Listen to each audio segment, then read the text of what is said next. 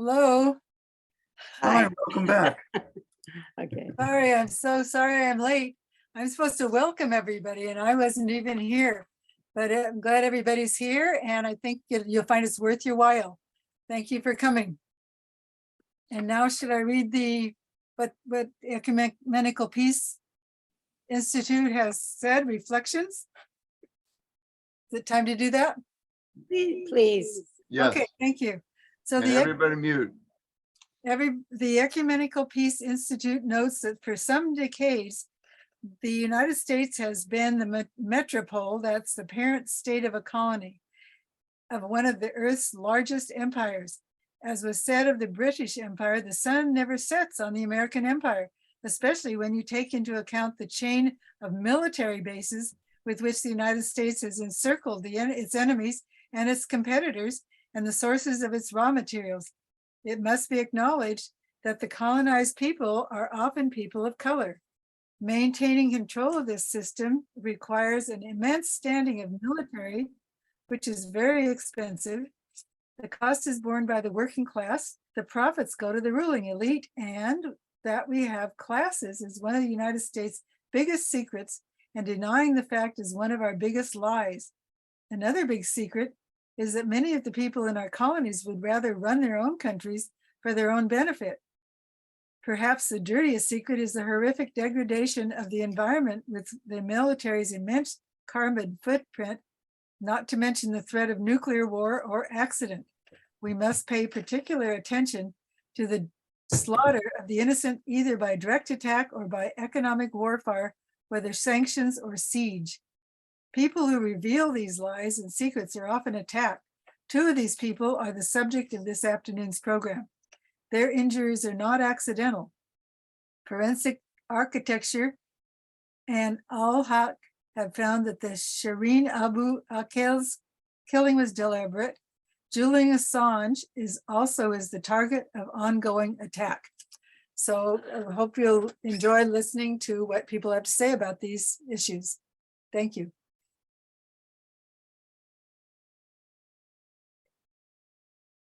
Okay, we have two wonderful speakers today. Turn off your sound, honey. We have two wonderful speakers today who will give you just a little agenda. First, we will hear from Marjorie Cohn on Julian Assange and related topics.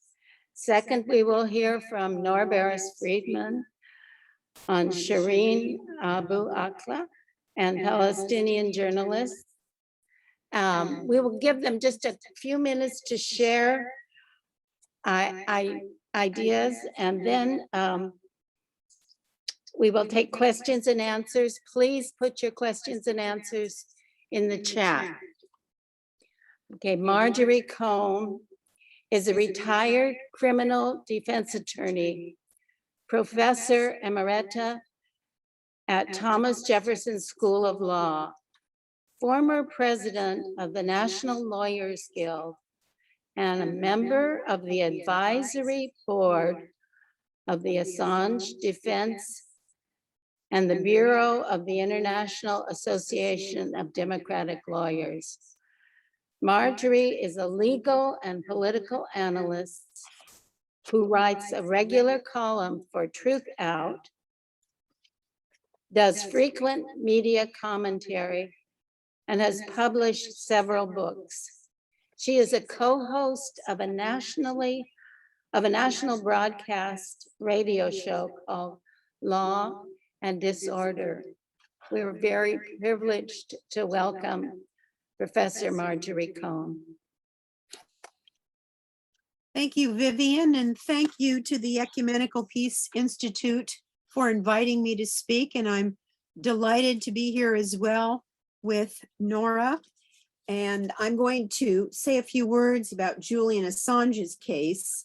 Okay. Oh, there she is. Hello. Hi, Hi. welcome back. Okay. Sorry, I'm so sorry I'm late. I'm supposed to welcome everybody and I wasn't even here.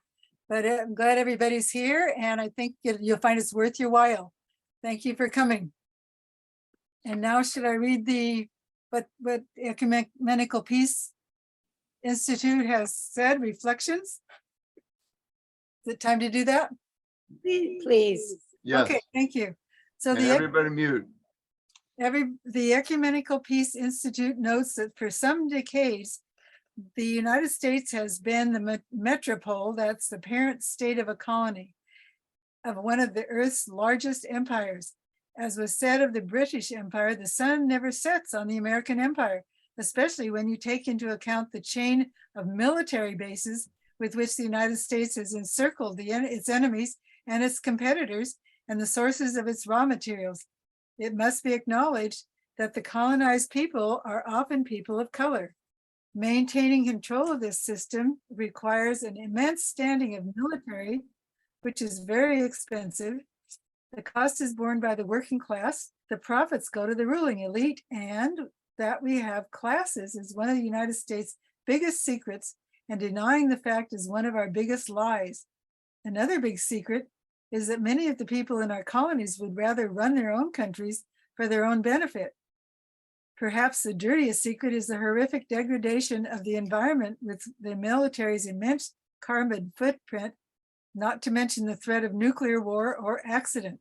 We must pay particular attention to the slaughter of the innocent, either by direct attack or by economic warfare, whether sanctions or siege. People who reveal these lies and secrets are often attacked. Two of these people are the subject of this afternoon's program. Their injuries are not accidental. Forensic architecture and Al-Haq have found that the Shireen Abu Akl's killing was deliberate. Julian Assange is the target of ongoing attack. So I hope you'll enjoy listening to what people have to say about these issues. Thank you.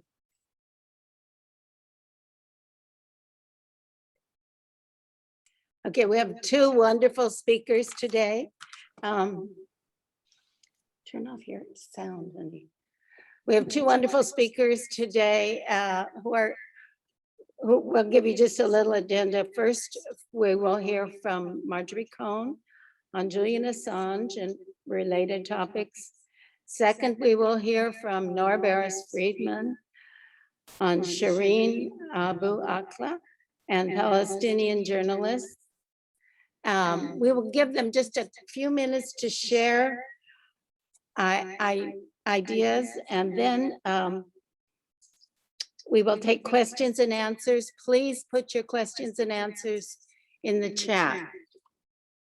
Okay, Marjorie Cohn is a retired criminal defense attorney, professor emerita at Thomas Jefferson School of Law, former president of the National Lawyers Guild, and a member of the advisory board of the Assange Defense and the Bureau of the International Association of Democratic Lawyers.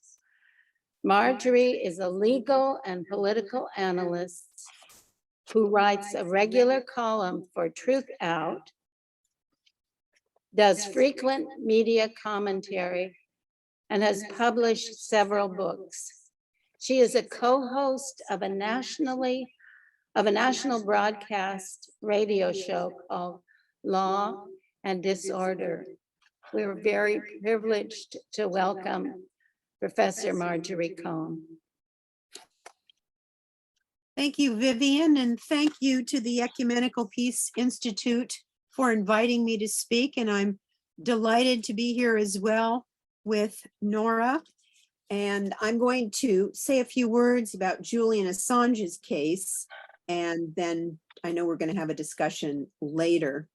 In August, attorneys and journalists whom the CIA had spied on when they visited Julian Assange, the WikiLeaks publisher, in the Ecuadorian embassy in London, filed a lawsuit against the CIA, its former director, Mike Pompeo, UC Global, and its director, David Morales, in US District Court.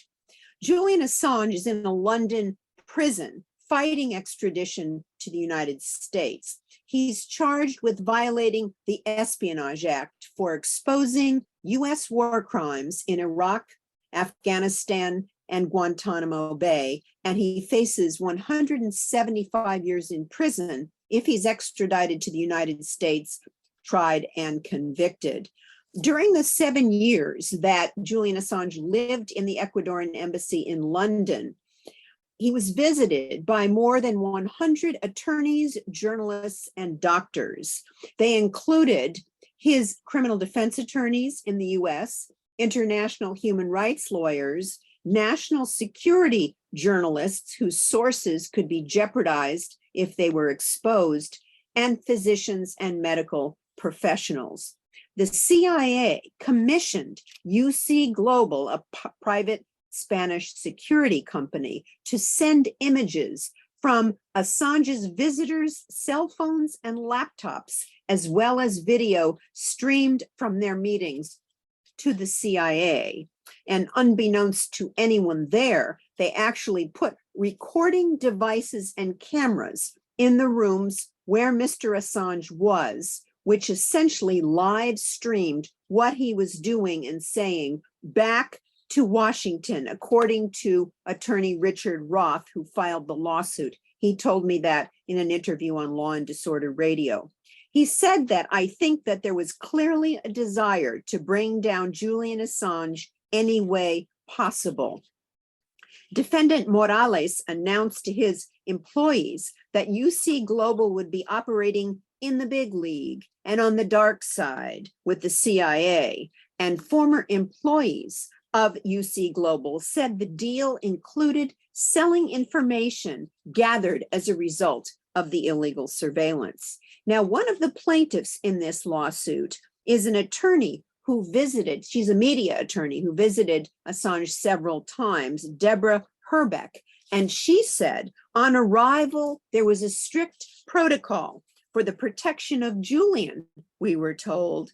Passports, mobile phones, cameras, laptops, recording devices, and other electronic equipment were turned over to the security guards in the lobby. We learned much later through a criminal investigation under supervision of a court in Spain that while visitors like me were meeting with Julian in the embassy conference room, the guards next door were taking apart our phones, removing and photographing SIM cards, and we believe downloading data from our electronic equipment.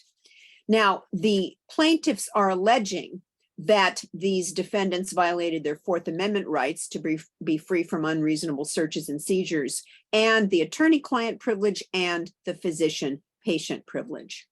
This lawsuit came nearly a year after the release of a Yahoo News report documenting the CIA's plans to kidnap and assassinate Assange when he was in the embassy. Pompeo was furious at the 2017 WikiLeaks revelation of the CIA's Vault 7 program, which enabled the CIA to tap into people's cell phones and smart TVs, basically turning them into listening devices. The CIA called the expose the largest data loss in CIA history. Pompeo labeled WikiLeaks a non-state hostile intelligence service, and senior CIA and administration officials ordered sketches and options to assassinate Assange. Donald Trump himself personally asked whether the CIA could assassinate Assange and provide him options for how to do so, according to the Yahoo News report. In 2019, the Trump administration filed an indictment against Assange for WikiLeaks' 2010 publications of evidence of US war crimes in Iraq, Afghanistan, and Guantanamo, which were provided to them by whistleblower Chelsea Manning. Those revelations included 400,000 field reports about the Iraq War, 15,000 unreported deaths of Iraqi civilians, and the systematic rape, torture, and murder committed by Iraqi forces after the US military handed over detainees to a notorious Iraqi torture squad. WikiLeaks also disclosed the Afghan war logs, which are 90,000 reports of more civilian casualties by coalition forces than the US military had admitted to. And its revelations also included the Guantanamo files, 779 secret reports showing that 150 innocent people had been held there for years, and documenting the torture and abuse of 800 men and boys in violation of the Geneva Conventions and the Convention Against Torture and other cruel, inhuman, or degrading treatment or punishment. Both treaties the US has ratified, making them part of US law under the Supremacy Clause of the Constitution. But perhaps most notorious was WikiLeaks' publication of the collateral murder video, which documented how in 2007, a US Army Apache attack helicopter gunship targeted and fired on unarmed civilians in Baghdad. At least 18 civilians were killed, including 2 Reuters journalists and a man who came to rescue the wounded. 2 children were injured. Then a US Army Jeep drove over one of the bodies, cutting it in half. That collateral murder video contains evidence of 3 separate war crimes prohibited by the Geneva Conventions and the US Army Field Manual. Now, the Obama administration had prosecuted more whistleblowers under the Espionage Act than all prior presidents combined. But they refused to indict Julian Assange. The Obama administration convened a secret grand jury to determine whether or not to indict Assange, but decided against it because of the so-called New York Times problem. And that is that WikiLeaks did exactly what the New York Times does, and the Guardian, and the Washington Post, and Der Spiegel, and Le Monde. No journalists or media outlet has ever been prosecuted under the Espionage Act for publishing truthful information. The First Amendment protects the right of journalists to publish material that was illegally obtained from a third person if it's a matter of public concern. The US government has never prosecuted a journalist or a media outlet for publishing classified information, an essential tool of journalism. Nevertheless, the Biden administration is vigorously pursuing the extradition and prosecution of Julian Assange. Now, of course, we see Joe Biden tying his coattails to his friend Barack on many issues, but he didn't do it this time. Barack's administration didn't indict Julian Assange, and yet Biden is full speed ahead trying to extradite and prosecute Julian Assange.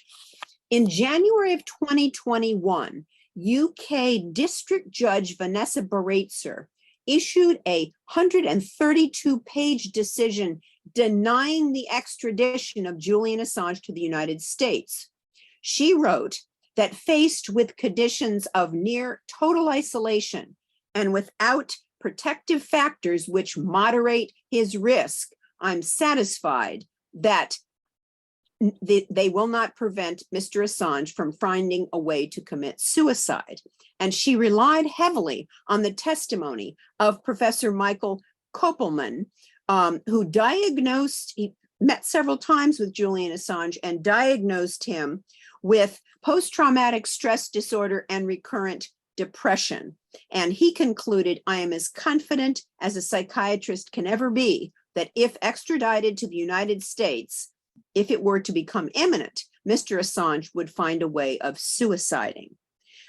Judge Bareitzer determined, I am satisfied that the risk that Mr. Assange will commit suicide is a substantial one. I find that the mental condition of Mr. Assange is such that it would be oppressive to extradite him to the United States of America. Now, this was a decision that she issued after a 3-week extradition hearing, but at no time during that extradition hearing did the United States come forward with any so-called assurances that Julian Assange would not be held in these inhumane conditions if he were indeed extradited to the United States. But later, after her opinion came down, after Baraitser's opinion, the United States was allowed to present so-called assurances that if Assange is extradited and imprisoned in the United States, he will not be subject to special administrative measures, which are basically onerous conditions that would keep him in virtual isolation.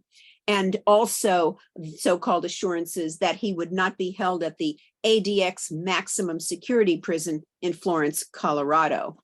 The US also provided additional assurances that it would not object to Assange serving any custodial sentence he might receive in Australia. These so-called assurances, however, are conditional because the US reserves the right to impose these special administrative measures or hold Assange at ADX if his future behavior warrants. Moreover, the US cannot guarantee that Australia would consent to hosting Assange's incarceration. Amnesty International's Agnès Calamard, who was former UN Special Rapporteur on extrajudicial summary or arbitrary execution, was skeptical of these so-called assurances that Assange would be treated humanely in US custody. He said they cannot be taken, she said they cannot be taken on face value given previous history. And she was referring to the US reneging on prior past similar extradition assurances.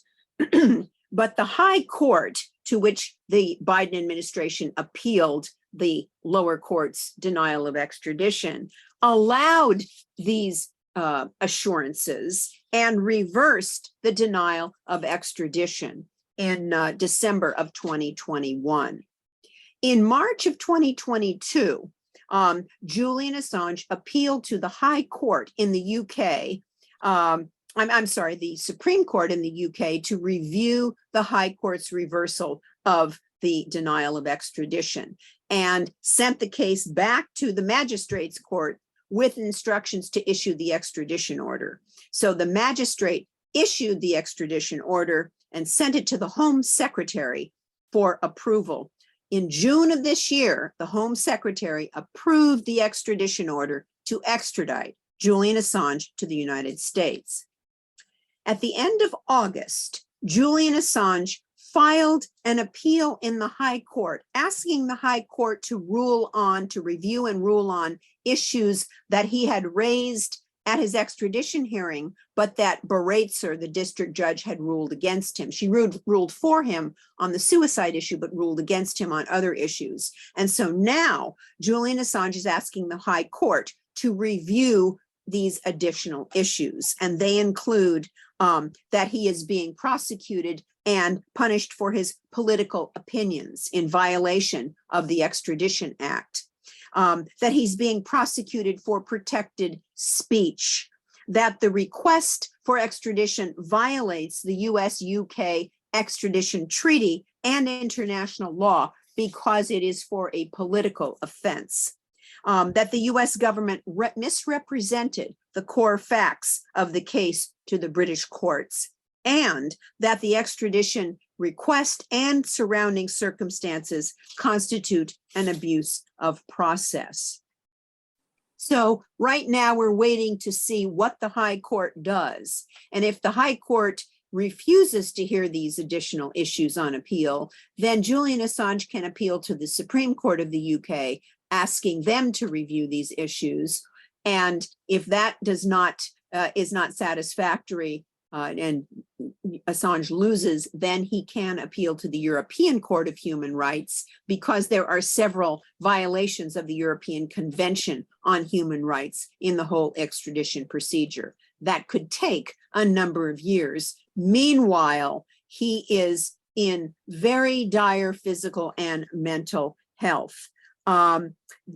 Niels Meltzer, UN Special Rapporteur on Torture, said in December 2021, he tweeted that Assange has suffered psychological torture while he has been confined in the UK for more than a decade, first in the Ecuadorian embassy where he received asylum, and later in Belmarsh prison, a high security prison.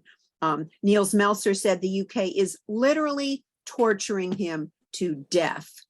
Now, in order to bolster the US Department of Justice's case for extradition, the FBI collaborated with an informant called Siggy Thordarson to paint Assange as a hacker rather than a journalist, because if he's a journalist, then this is protected First Amendment freedom of speech.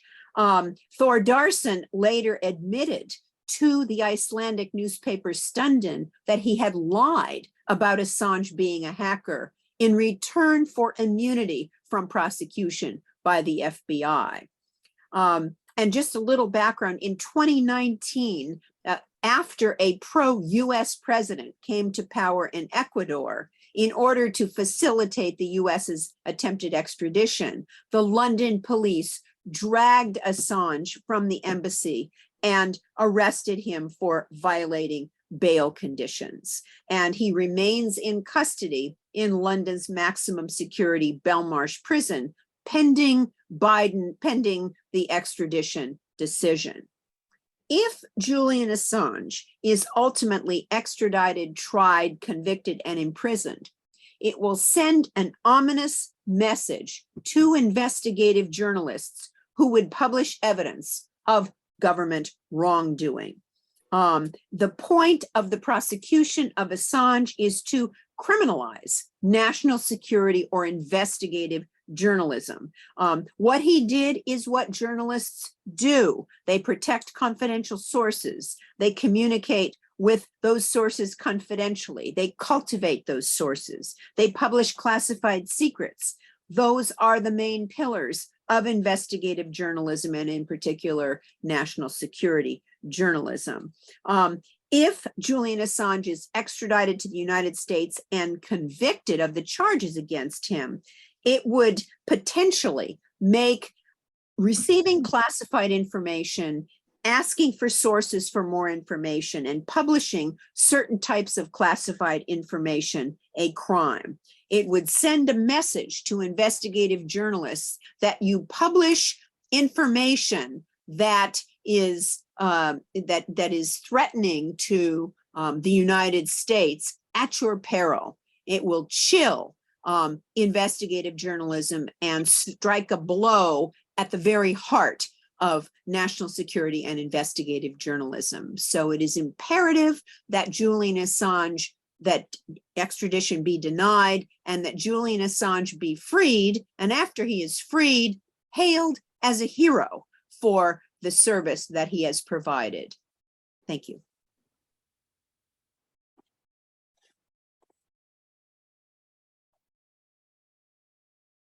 Oh, Vivian. Thank you so much, Marjorie Cohn. That was really instructive, and I'm sure that we're all thinking about the options, what we can do about this. Just a reminder to everyone, if you can put your questions in the chat, that will help us a lot. Now, we're very fortunate to have Nora Barris-Friedman, and she's going to talk to us about Shireen Abu Akleh and the other Palestinian journalists. Nora is an associate editor at the Electronic Intifada. She co-hosts the Electronic Intifada podcast, which I just watched a wonderful interview with Don Wagner on his new book, Glory to God in the Lowest, which starts out in Sovereign Chatila. Anyway, back to the paper. She has been covering Palestinian human rights issues as a journalist and a broadcaster for nearly 20 years. I can't believe that.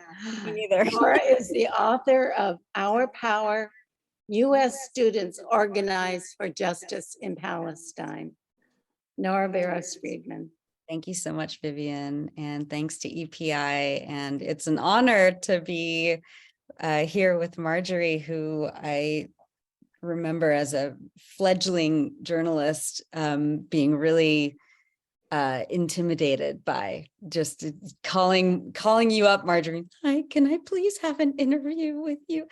So you've been a hero of mine for so long, and it's really wonderful to be here with you. Yeah, I mean, the story of what's happening to Julian Assange is something that we should all be terrified of and working in any way we can in his defense. And when it comes to the realm that I report in, of course, we're all looking at what's happening to Julian and other investigative journalists and publishers and TV anchors with a lot of caution and a lot of terror, because what they're doing to Julian, as Marjorie said, they will do to us all. You know, and then of course, when it comes to Palestinian journalists, you know, I mean, they've thrown many Palestinian journalists in prison, and of course, they just also execute them immediately without any, of course, due process.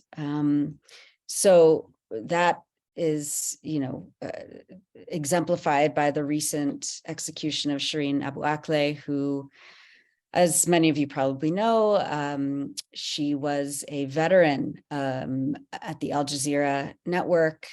She was in the living rooms of every, you know, every family in the Arab world for decades, reporting on what was happening in her own backyard in Palestine, and broadcasting it to not just the Arabic-speaking world, but you know, for people all over. And on May 11th, this past May, she was doing her job. She was with a group of reporters. They were getting ready to do a shoot, and an Israeli sniper took her out. And there have been, you know, numerous investigations and forensic analyses, and, you know, by not just Palestinian human rights organizations who are all but ignored when it comes to investigating violations of human rights and the executions of Palestinians, but by CNN, by Israeli human rights groups, by Amnesty International. And yet, of course, the State Department, which covers for Israel every single hour of every single day. I think Ned Price, our State Department secretary, said, his spokesperson, he said just a couple of weeks ago that, quote, "We've always been very clear that we're not looking for criminal accountability in Shireen Abu Akleh's case." So one of the things that I always like to talk about when we talk about the murder of Palestinians by Israeli forces is something that is a question that is never asked or answered when it comes to mainstream coverage. What was the Israeli army doing in Jenin in the first place? They're an occupying army. They should not have been there. They were in violation of the Fourth Geneva Convention. They were conducting random arrest raids of the occupied population, preparing to transfer those Palestinians to the occupied, you know, to Israel, in violation of of international law. That question, what was Israel and its army doing in Jenin in the first place, was never even talked about. It's just been so normalized that the Israeli military can, at any whim, invade Palestinian cities, towns, villages, and refugee camps. So they were preparing to do a mass arrest raid in Jenin. Shireen Abu Akleh and other Palestinian journalists were getting ready, as I said, to do their work, to do their job, to document what was happening. And the Israeli army, they got one sniper to pick her off. And her colleague, Ali Samoudi, was also shot in the back. And at first, I mean, I think we all remember, at first, the Israeli army said, no, it was Palestinian fighters. You know, we didn't have anything to do with that. It was Palestinian fighters, even though the videos that were being taken by these reporters showed that there was no Palestinian resistance fighters anywhere near the area, that it was 100% the fault of Israeli snipers who were stationed, 500 yards away from Shireen and the other journalists. And still, Israel absolved itself. They blame Palestinian resistance forces unequivocally. Then they attacked her funeral in Jerusalem. I think we might have all seen that footage.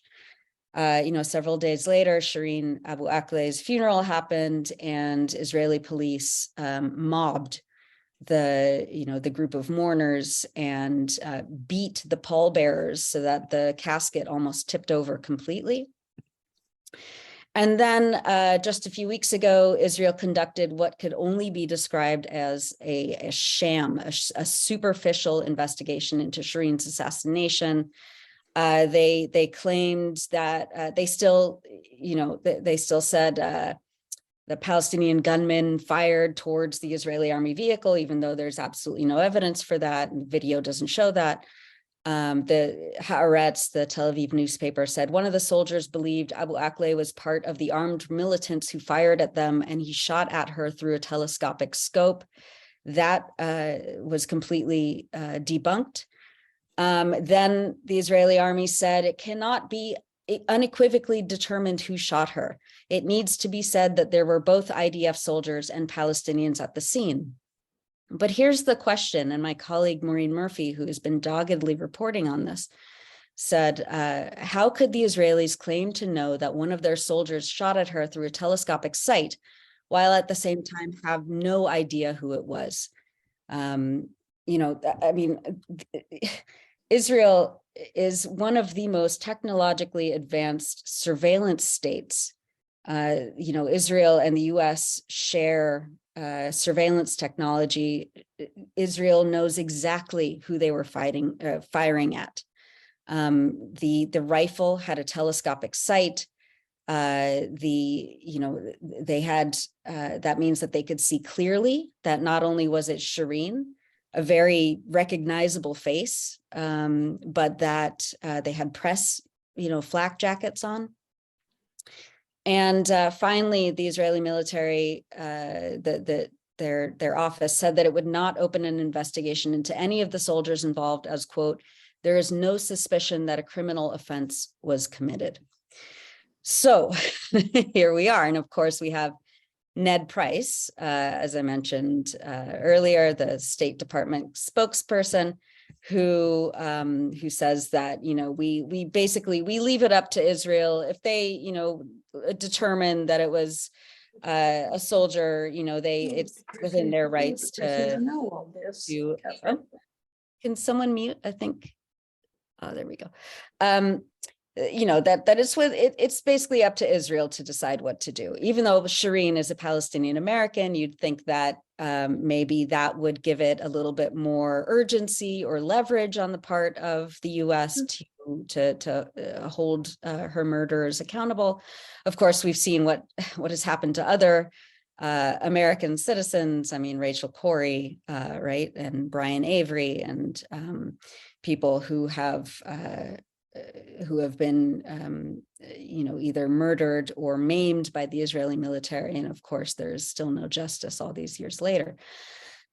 So I wanted to just, because it's so important, and it's still, this information is hardly out there. And it just kind of exemplifies how the US, the Imperial Corps, gives Israel a pass and defends it at every step. I just wanted to play this short documentary video. It's only about, I think, 7 minutes, that I think Diana referred to in the opening remarks. This is produced by Al Haq, which is a premier Palestinian Human Rights Organization, and Forensic Architecture.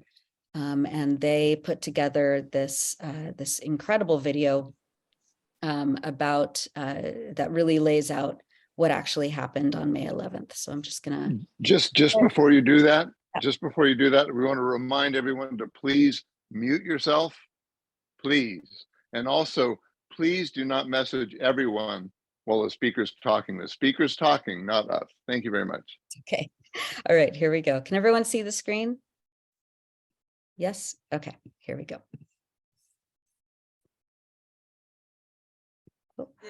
اذا الجبان او الجيش ما بده ايانا انه نقرب للمنطقه معينه، ببلش مثلا يضرب مثلا قنابل صوت، قنابل غاز، مرات ممكن مثلا رصاصه يضربوها على الارض عشان احنا نفهم انه ممنوع نقرب، فعلى طول احنا بنرجع. بس كل هذا الشيء ما صار، واحنا طولنا واحنا واقفين هون، يعني احنا ما وقفنا مثلا ثانيتين، يعني انا متاكده انه كان الموضوع بيتجاوز الثلاث لاربع لخمس دقائق. On the 11th of May 2022, prominent Palestinian journalist Shireen Abu Akleh and 5 other journalists arrived in Jenin to report on a raid by the Israeli occupying forces on a nearby refugee camp. Within minutes of their arrival, the group was targeted by a convoy of IOF military vehicles approximately 200 meters up the road.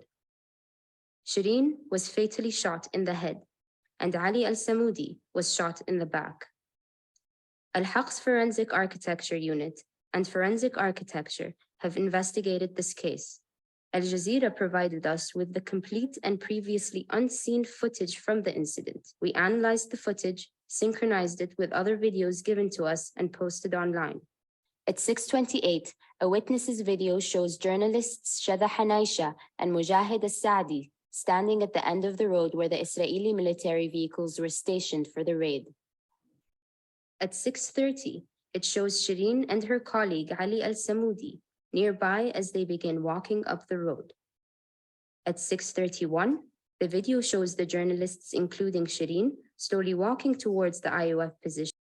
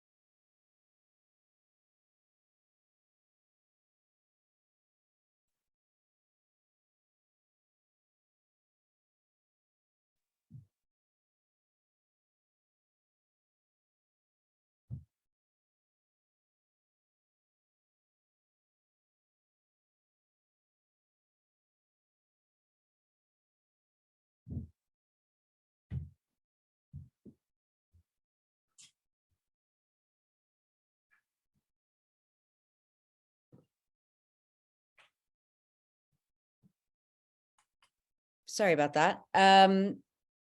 So that's the investigation, one of the most recent forensic analyses that has been done in the wake of the murder of Shireen. And of course, because Shireen was such a prominent figure, and this was such a highly visible execution, this work had to be done, and this kind of work can't be done for other Palestinians who are frequently shot, killed by Israeli forces.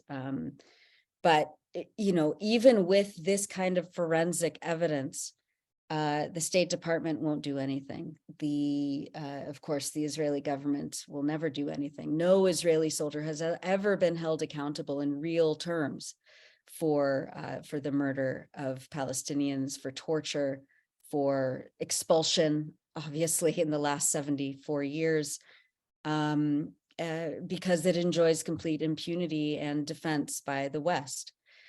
So the family, Shireen's family, are taking it into their own hands, just as the Rachel Corrie's family tried to do, to figure out what the next step is. They're not just accepting Israel's self-absolving of responsibility.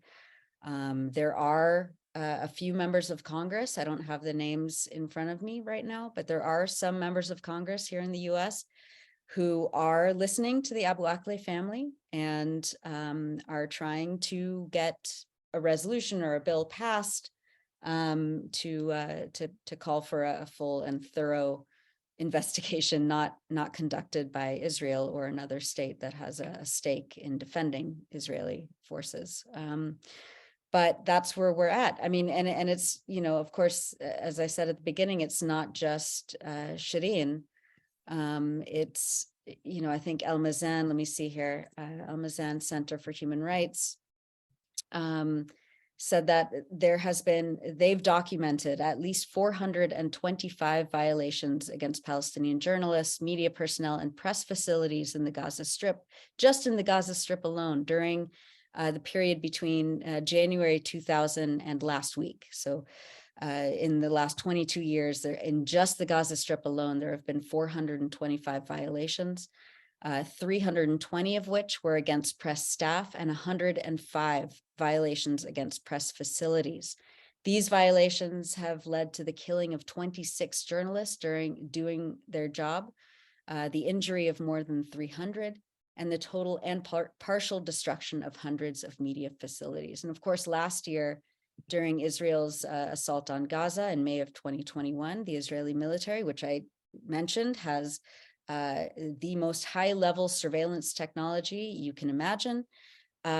They bombed to the ground. They completely leveled this 10-story building housing media offices, Al Jazeera's media office, the AP, the Associated Press, and also just a myriad of local Palestinian and other Arab regional media.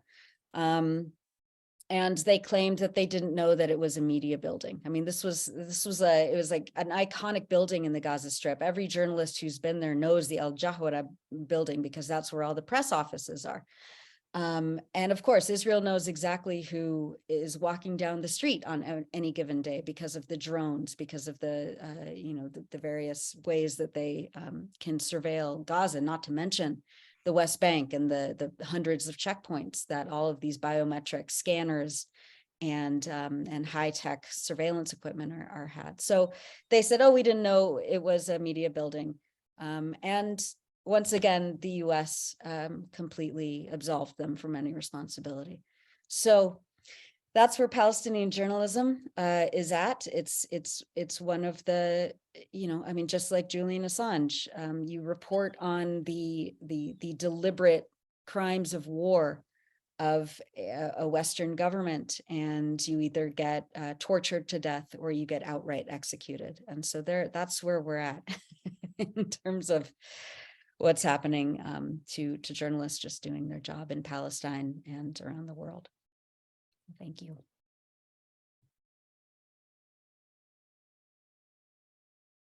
Well, thank you so much, Nora. You just broken all our hearts, I must say.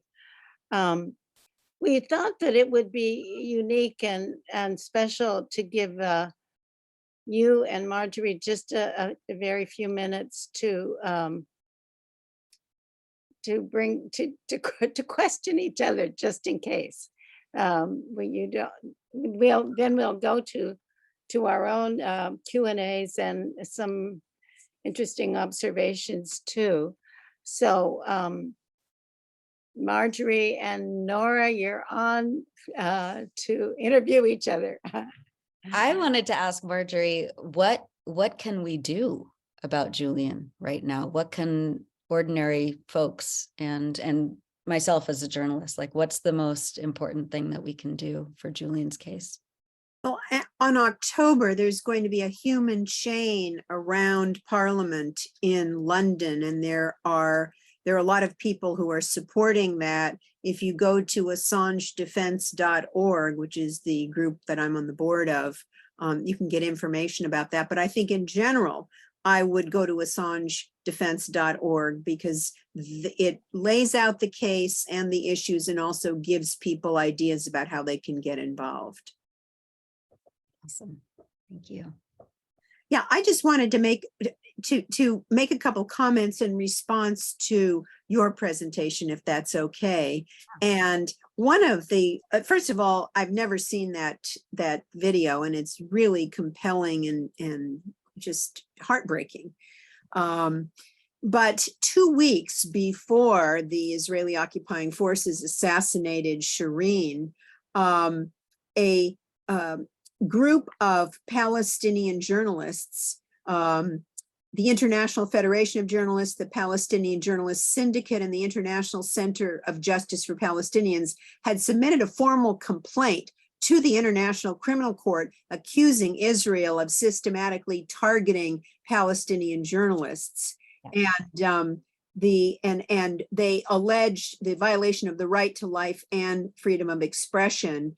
And in May, on May 13th, UN human rights experts condemned the assassination and said it's part of a continuation of a high rate of attack against media workers. And authorities have an obligation not to harm journalists, to protect them from harm under international humanitarian law and human rights law. And they said the targeting of journalists working in the occupied Palestinian territory and the Israeli government's failure to properly investigate the killings of media personnel violate the rights to life and to effective remedies. And they talk about a litany of extrajudicial executions. And they say that the safety of journalists is crucial to guaranteeing the rights to freedom of expression and media freedom. Also, I wanted to say that Al-Haq, which is one of the groups that did that investigation and came to the conclusion that Israeli occupying forces had assassinated Shireen, was one of 6 Palestinian human rights organizations that was declared to be terrorist organizations with absolutely no evidence, secret evidence. Even the CIA said there was no evidence for it back in October. And then in August of this year, those 6 groups plus a 7th Palestinian human rights organization were raided by the Israeli forces and basically shut down. Their offices were ransacked, and they can face criminal charges if they start to work again. And these are, groups that help women and children and agricultural workers with their with human rights violations. And also a very recent thing that happened is that Katie Halpern was supporting, this just came out.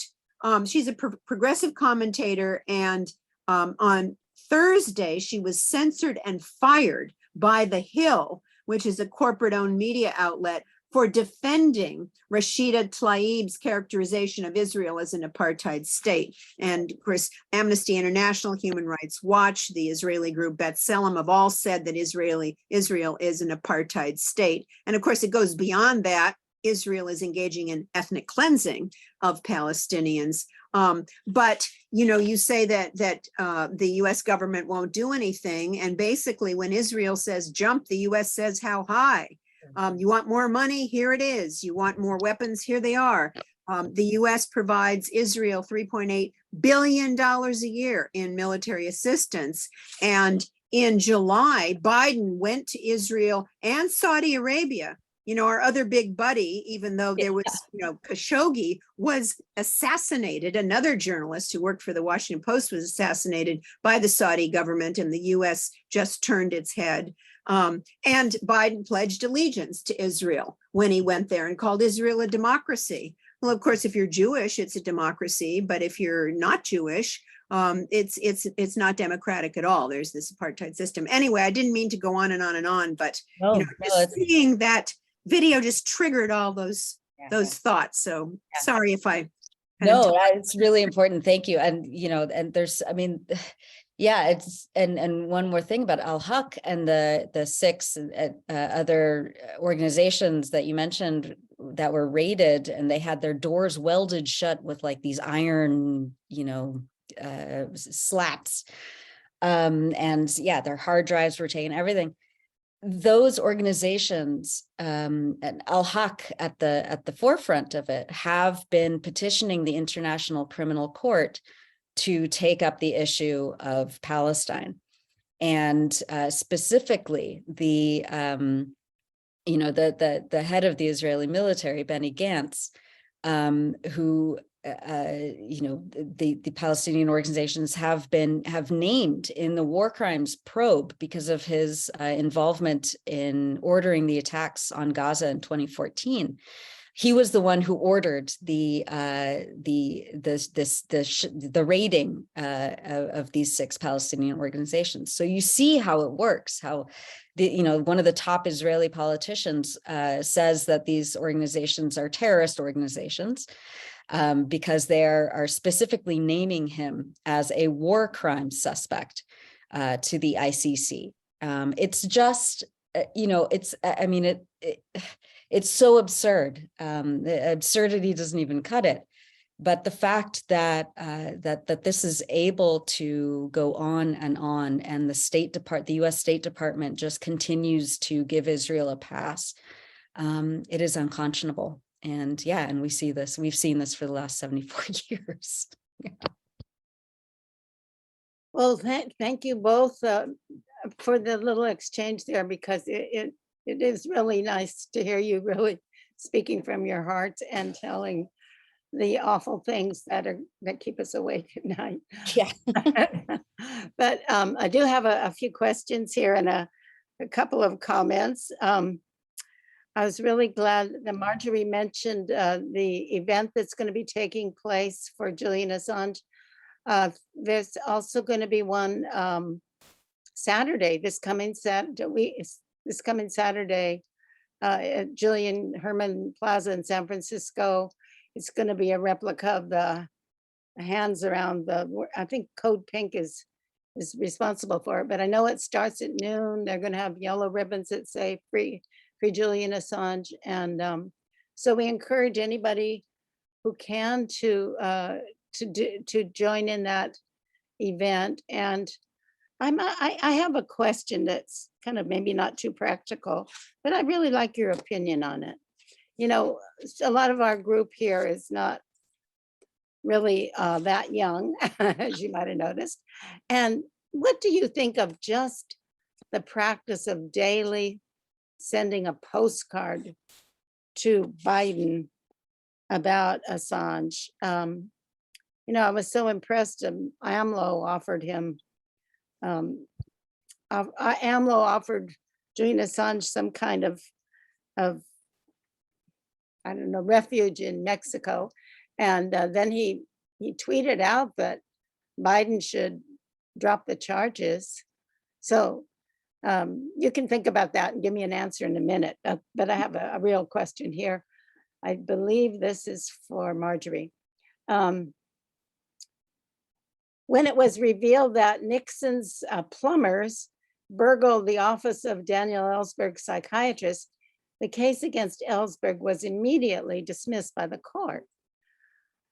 When a similar adventure took Trump's CIA to the Spanish security company and violated Assange's lawyer-client privilege, doctor-patient privilege, there was no outrage. What accounts for the deterioration of these standards, and who profits from it? Well, first of all, I think that all the pressure possible, postcards or any kind of pressure is important. So I would encourage people to pressure Biden, and he needs to be pressured. Whether they get through to him or not, I don't know, but I know that also Congress members do respond to their constituents. And so any kind of pressure that can be brought to bear, I think, is important. In terms of Dan Ellsberg, it wasn't an immediate dismissal. It went all the way up to the Supreme Court. And the reason that the charges were ultimately dismissed against him was because of misconduct by the judge in that case. But it did get a lot of publicity, of course, because he turned over the Pentagon Papers to the New York Times. Now, in terms of Assange, there is a lot of people in this country, and perhaps in other countries, but particularly in the United States, don't know about the case, or, and particularly some people on the left are very much opposed to Julian Assange because of things that have been out there accusing him of WikiLeaks of turning over emails from the DNC that they say hurt Hillary in the election. But it's important to keep in mind that Julian Assange has been charged not for anything to do with the presidential election and Hillary Clinton, but rather for WikiLeaks revealing evidence of US war crimes in 2010 and 2011. And there is also some opposition to Julian Assange because of an investigation that was pending in Sweden, which has since been dismissed. Charges have never been filed, accusing him of sexual misconduct with two women, both of whom have recanted the charges. So I think that the media, the corporate media, has really done their job in putting out propaganda and false information, tarring Julian Assange, who really is a journalist. He's a hero. He should be celebrated. He should not be locked up and a suicide risk and being tortured for doing what the New York Times and Der Spiegel and all those other newspapers did. They published information from WikiLeaks. They published classified information all the time. And yet when WikiLeaks did it, and particularly when WikiLeaks revealed evidence of US war crimes, that was a bridge too far for the United States. Yeah, and thank you for mentioning, I just saw it just before this started. I think I was late because I was so enthralled with the journalist Halper, the young woman who was defending Tlaib and Rashida Tlaib, and she was fired. And she played this video that is a powerful video. Please, everybody, find it. She was fired from the Hill for being an honest woman. And here, this is for Nora. It relates to the young helper journalist.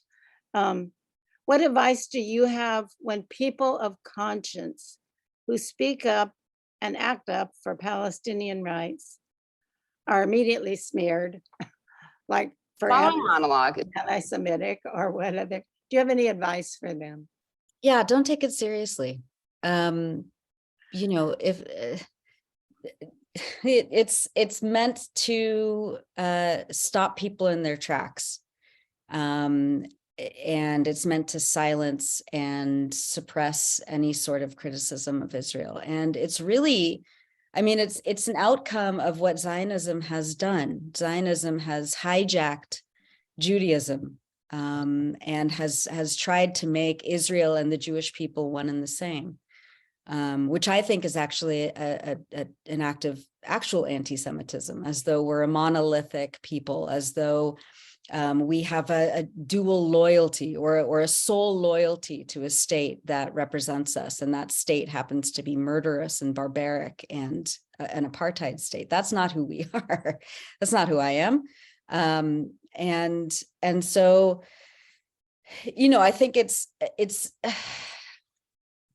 is, you know, you have to bring it back to what Judaism is. Judaism is a religion, it's a tradition, it's a culture. Israel is Zionism is a political ideology predicated on the supremacy of one group of people over the indigenous natives.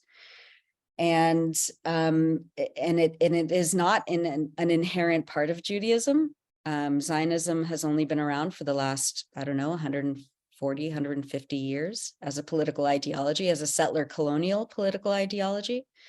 And so this is the way that Israel lobby groups attempt to, and unfortunately they have been somewhat successful in silencing people, and in, you know, because if you're accused of bigotry, then you know, then that ends the conversation.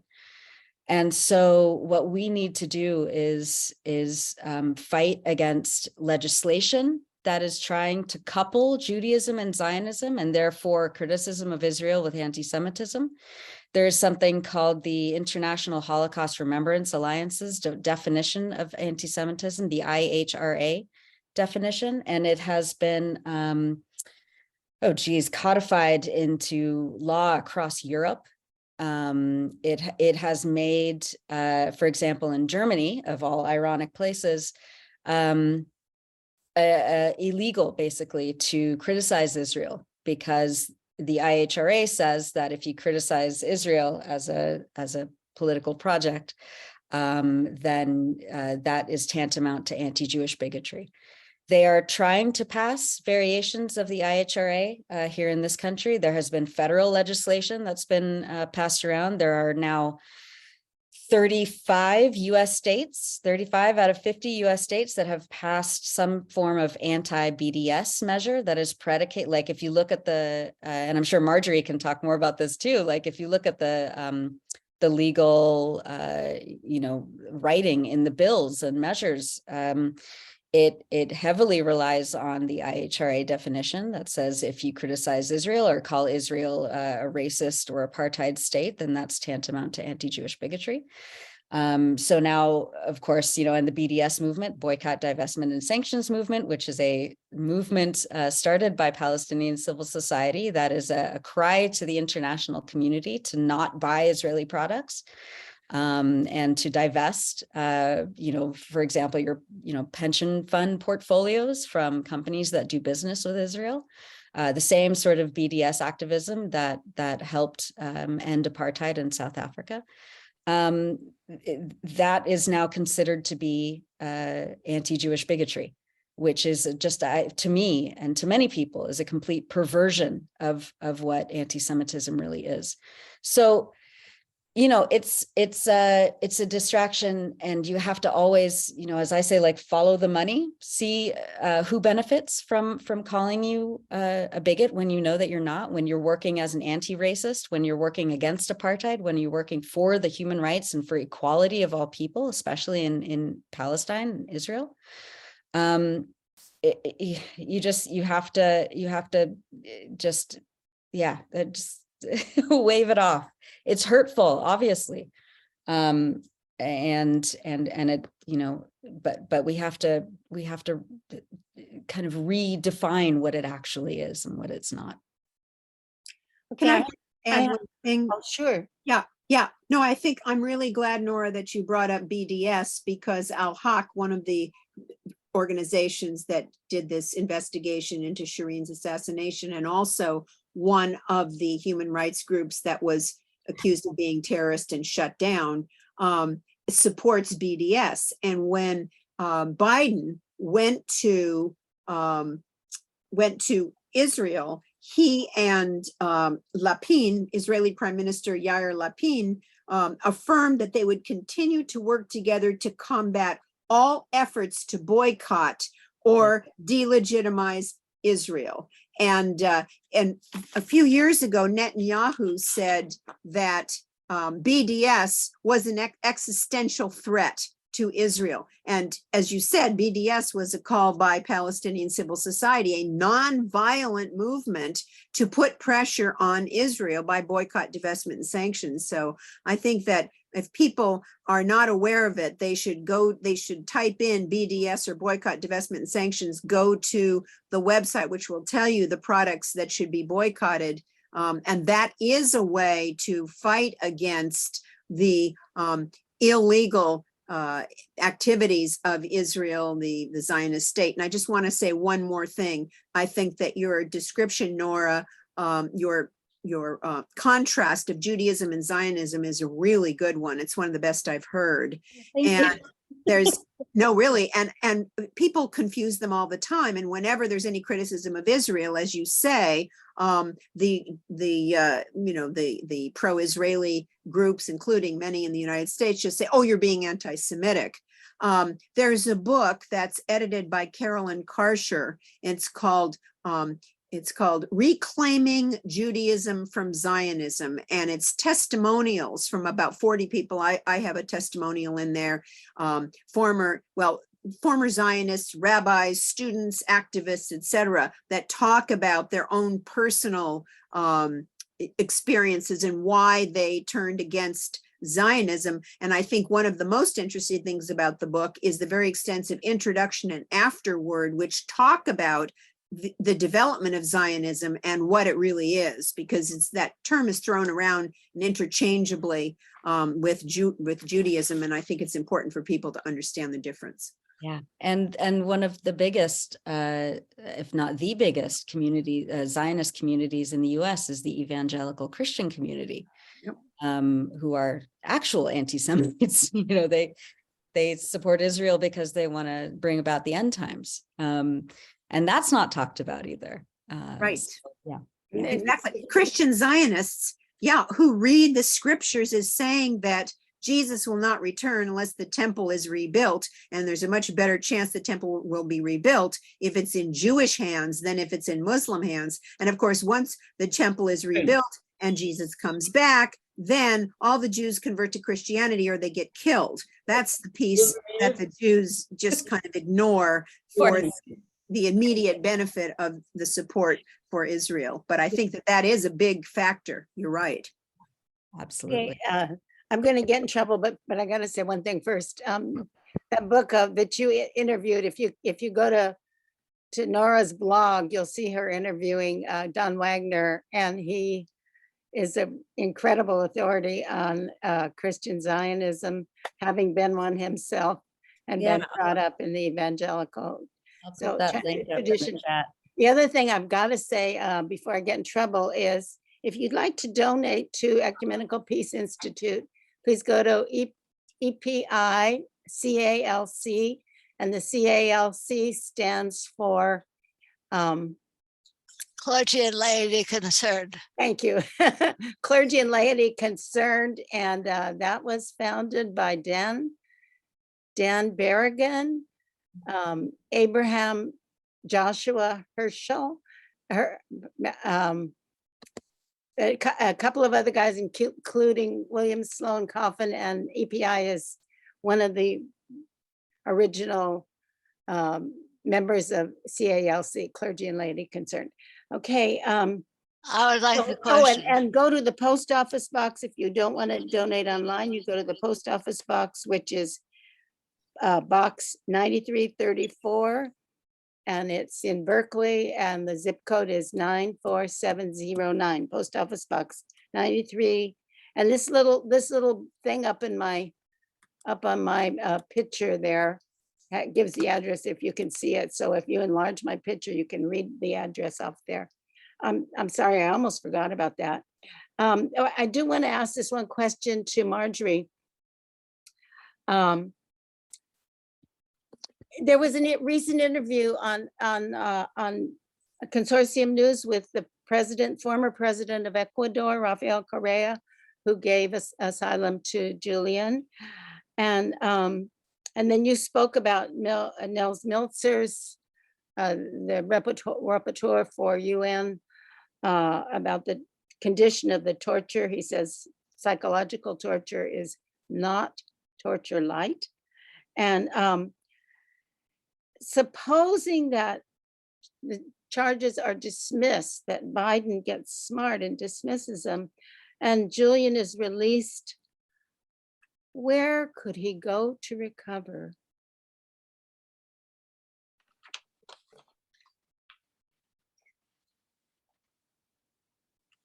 You're muted, Marjorie. You're muted.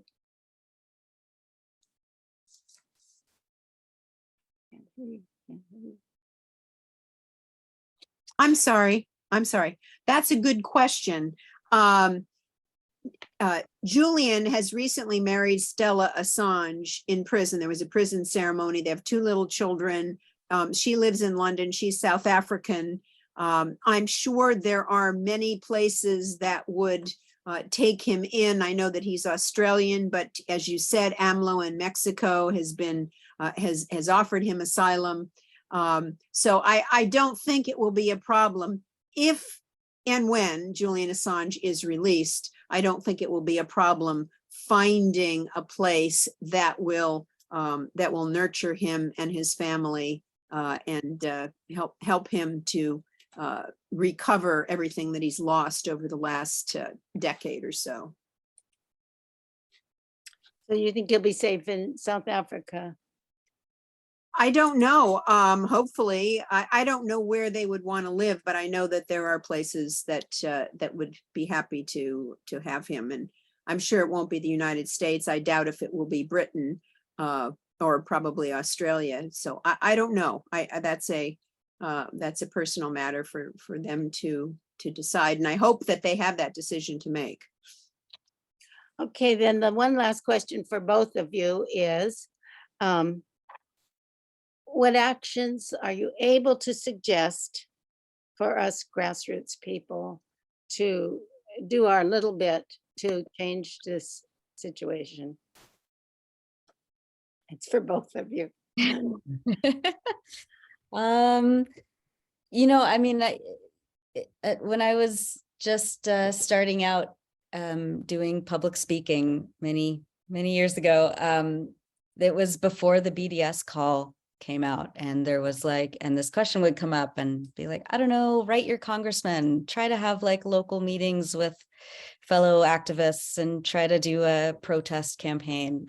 But they were so few and far between. And then in 2005, the BDS campaign was launched, and it gave people really a central focus to campaign around. And they were really, there's so many actionable items. Many church groups, for example, are campaigning to, not just declare Israel an apartheid state like the Presbyterian Church just did at their convention, but really taking material actions. So they're boycotting Hewlett-Packard products, for example. So no HP products are bought by church offices. HP, of course, is one of the main manufacturers of biometric technologies at the checkpoints. There are other campaigns. I mean, the Ben and Jerry's campaign that has actually been pretty successful in the last year and a half. The foundation for that was laid by Vermonters for Peace and Justice, which is kind of a ragtag group of 60 and 70-year-olds who have in Vermont, who have been meeting regularly for decades to try and get their local ice cream producer to stop selling in the settlements. And, you know, it took a while, but it's really taken off. So there are ways for communities to get involved around the BDS campaign. There's also, I mean, you know, I still say talk to your elected leaders. They answer to you. They shouldn't answer to corporations or apartheid states. That, you know, their job is still to answer to their constituents. And yeah, I think just do what you can and do it with rigor and principle, and you know, and that's where to start. I think that's great advice, Nora. And I would also say that in terms of, in general, both when you're talking about Israel, Palestine, and Assange as well, it's important to write letters to the editor. Even though your letter may not get published, it will help other letters from the same point of view get published. And just, you know, when you see a news story or an editorial about these issues, keep it under 150 words and submit it to your local newspapers, and you'd be surprised. It's not that hard to get them published. Write op-eds if you can, call, email, visit your Congress member's office, pressure the White House as well. And in terms, I think the most important thing is to get the facts down, is to understand what's happening. And programs like this, I think, are very important. Niels Meltzer just published a book recently about Julian Assange, which is very, very helpful. If you go on my website, marjoriecohn.com, and you put in the search box Assange, you'll come up with a whole bunch of articles that you can read. They're not that long, and they will give you some background about the case so that you can be in a position to contact Congress members, contact the White House, write letters to the editor, etc. Marjorie, I think someone sent you 2 private chats that with questions that didn't understand that we were going to do them publicly. If you would like to answer those, we might have time for that. Let's see, where are they? They're directed to you. While you're looking for them, I'm going to acknowledge this wonderful Donna Wallach, who was one of the original people who took a boat to Gaza, and thank her for her years of fantastic activism and her wonderful comments that are also true. I think you mean Tony Scar, and I Yeah, had yeah. seen those questions, and I think I answered them. I think I answered them about the New York Times problem, what it is that newspapers like WikiLeaks publish classified information, and that what's happening to Julian Assange violates his First Amendment rights to freedom of the press and freedom of speech. I think that responds to those questions. Can I ask a reformulation of one of them briefly? And that is, what constitutes a legitimate rule of confidentiality for governmental employees, such that, and I'm agreeing completely with you on Julian Assange, completely. But what constitutes a legitimate rule of confidentiality for government employees such that they cannot disclose things told to them in confidence based upon their individual determination that it's morally necessary to do so? In other words, is the Roe versus Wade leak of a proposed opinion similar to the Julian Assange case? You know, I don't know what the rules are in the Supreme Court. I'm sure that they signed non-disclosure agreements, and that probably violated them, although it did a great public service, I think, to the rest of us. You know, using Donald Trump as an example, you know, stealing classified information, whether it's classified or not, it's top secret. It belongs to the government. It does not belong to Donald Trump. And I don't know what he was going to use it for, whether for leverage, political leverage, or selling it or what. That is highly illegal on many, many different fronts. And just because he's a former president, he certainly doesn't have a right to basically steal all those government documents. They belong to the government. But I don't know if that really answers your question. I have a question I'd like to deal with. Actually, I'd like to know how the use of the word terrorism is being used, because I hear people say that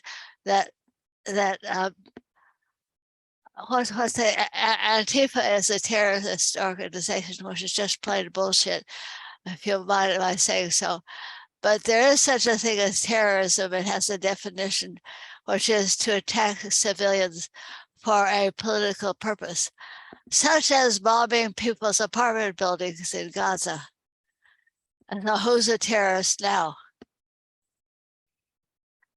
Yeah, you said it well. I mean, it is it should be a very objective term, but it is very subjective when it's spoken or politicized by those in power who want to use it for their own gain. So yeah.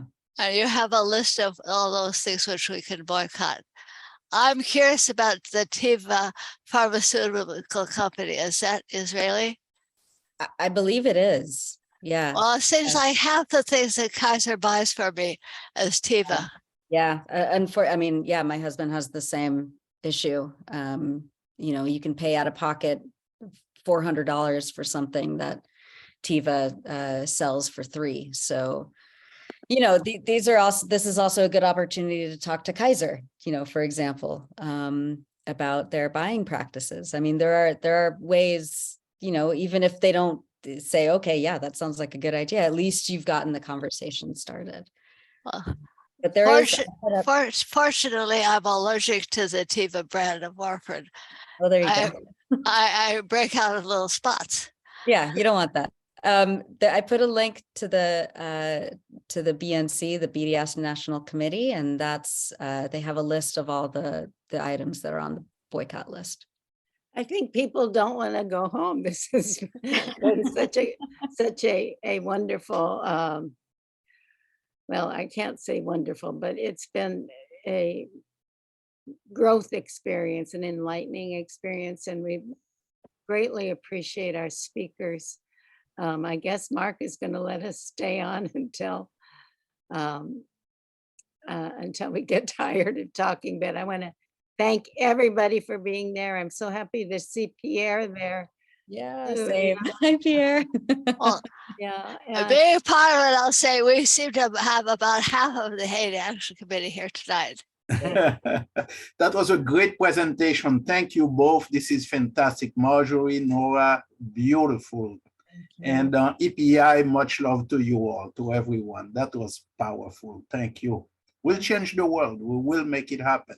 We have to. Peace and justice. But Pierre, you did mention something about some Haitian journalists who were attacked by the US UN government. Yes, very briefly in Haiti, just about, was it 2 weeks ago? Well, many journalists have been killed, and Nora did a powerful coverage of Haiti. And there is a video called What's Going On in Haiti. But very briefly, about 3 weeks ago or so, the gangs, who they are really death squads working with the Haitian government. They killed 2 journalists, burned them while they were still, they were still alive when their bodies were burned.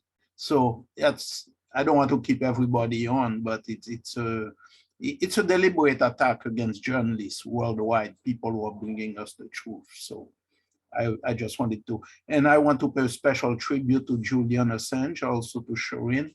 But Julian did a lot of work on Haiti, WikiLeaks, and put out a lot of information that made us see that we were not crazy, because all of those cables from the US Embassy that were given to him and he made them public, it really shed a lot of light. Those cables shed a lot of light on what has been going on in Haiti. So thank you all so much, much respect and love to all the journalists in the world. Thanks, Pierre. Thank you so much, Pierre. Katie's been at it forever. To all the anti-imperialist journalists. Yes, thank you for the clarification. Very important. Yeah, thank you. Thank you all so much. I'm gonna go make dinner for my 6-year-old.